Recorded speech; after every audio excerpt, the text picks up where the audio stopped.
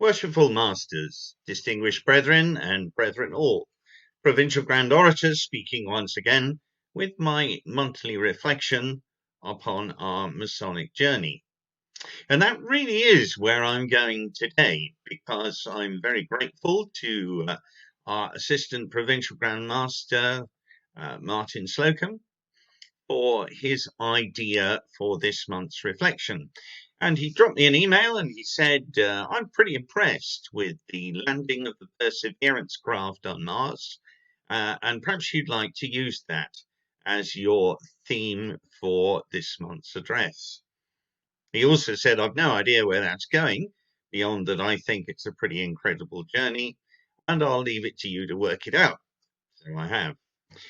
So here we go.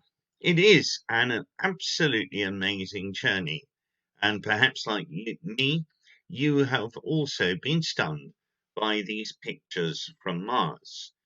And I want to focus on that journey to Mars and what an incredible thing it was, and think about other journeys that we might have been involved in too. Now, when I first went to Wellington School to work as their chaplain and head of philosophy and theology, like all teachers in independent schools, you're expected to do other things, and particularly things of a sporting nature. And at my interview, it had been said, well, perhaps you'd coach some rugby, which I was more than happy to do, although it was a long way from my own rugby playing days at school. And so I found myself in charge of the under 14 rugby team. And it was an enormous pleasure to do that. I thoroughly enjoyed the game once again, although the laws had changed quite a bit since I was a child. And the team were particularly successful. I coached the under 14s for the whole season, and we won every game, including one against Millfield, of which I was particularly proud. And so we came to the end with a totally unbeaten season. And I was enormously proud. And as the new chaplain at school, you can imagine that gave me a lot of kudos amongst our young people, even if the staff claimed that I'd had outside help. Nonetheless, it was a proud moment, and I still have the unbeaten season tie to prove it, and I'm very proud to wear it from time to time. But I digress a bit. The journeys that we went on in the minibus to these rugby matches, you could bet your life that 5 minutes out of school, somebody would be saying, Sir, are we nearly there yet? And you'll know that if you've ever driven children around anywhere, there's always a certain impatience to get to the end of the journey. Later on, I was also the commanding officer of the CCF. And again, we went on a good many journeys, both on foot and using other means of transport too. The ex-regular Sergeant Major and I were both canoe instructors. And so each year we would take some of our students who are less keen on walking and maybe less able on their annual D&V expedition, and we would do that by canoe. And we always enjoyed these journeys. And once again, of course, we'd get paddling and there would be the usual cry of, are we nearly there yet?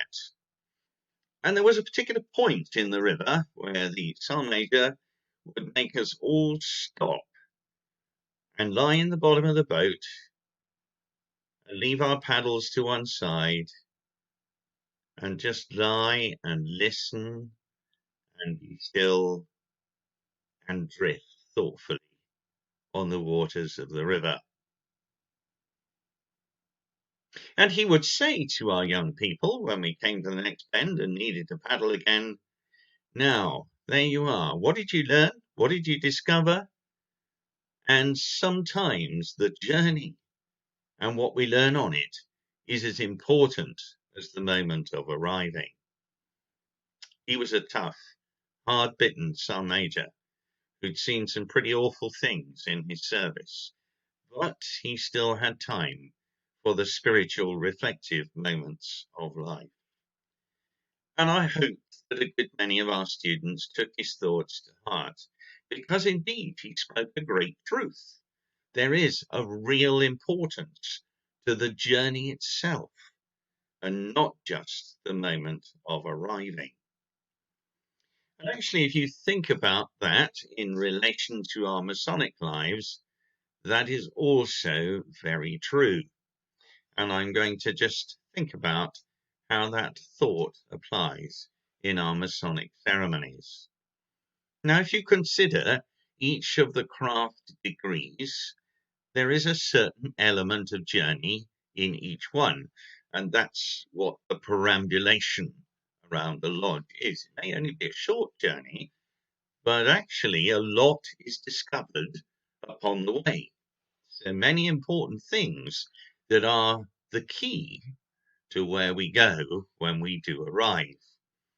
And of course, as we perambulate around the lodge, we learn the signs, the tokens, the words, and they are an important part of the next stage of the journey. We have learned the key to what happens next, and we perhaps too, as we've reflected on what is happening to us in each ceremony, we perhaps too had a moment of self-discovery. And of course, at the end of each of those journeys in the craft degree, there is a charge. And the charge, as it's delivered, is a moment of reflection on that journey about what we've discovered and how the discoveries might lead to the improvement of our lives and making the most of the destination we've arrived at. So Maison Major spoke a real truth that is also applicable to Freemasonry. And in particular, the things we learn make a real difference to our lives and how we are with others. I'm always particularly moved as we come towards the end of the third degree ceremony by the 5 points of fellowship, because these are a real key to living our Masonic lives and to making the most of our relationships with other people. And that, for me, is a very special moment in the third degree ceremony. And I daily think about those 5 points of fellowship and my dealings with other people. And that's not only true of craft Freemasonry, of course. In other areas of our Masonic lives, depending on what you're involved in, the business of journey and discovery upon the journey is also important. So, in the Holy Royal Arch, we come across the idea of the sojourners and what they have learned and discovered as they journey.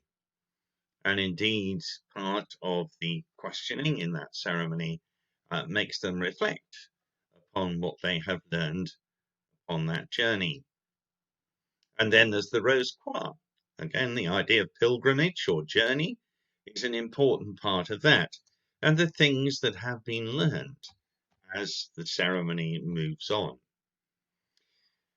So whichever way you look at it, the journey is important, and the discoveries made on the journey are part of our personal development. It's good to remind ourselves of that and never to dismiss the journey simply because we wish to urgently arrive at our destination. So what have we learned upon the COVID journey about ourselves, about others, and how have our Masonic principles helped us and sustained us through what has been a particularly difficult time? As I mentioned, there are various things that particularly speak to me, but I would be also interested to hear what has particularly spoken to you, what in our Masonic thinking has helped you get you through this difficult time.